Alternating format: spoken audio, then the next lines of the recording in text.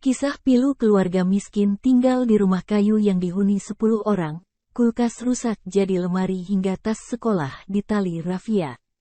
Inilah kisah keluarga miskin tinggal di rumah kayu yang dihuni 10 orang. Karena kesulitan ekonomi, membuat keluarga ini tetap memakai perabotan yang ada meski sudah rusak.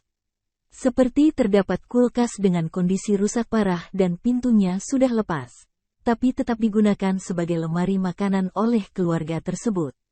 Jika dilihat di bagian luarnya, rata-rata orang pasti akan membuangnya ke tempat pembuangan sampah.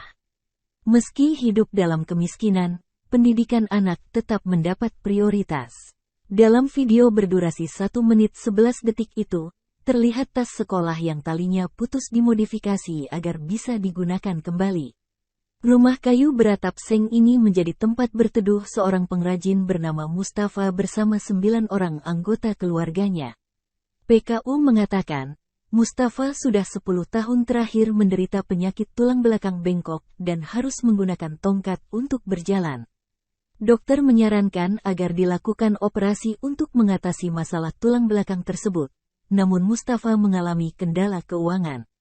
Akibat keadaan yang menimpa Mustafa, istrinya, Haslina kini memikul tanggung jawab suaminya dengan mengasuh ke-7 anaknya yang masih bersekolah. Selain itu, ia juga harus merawat ibunya yang sudah lanjut usia dan menderita gangguan ingatan.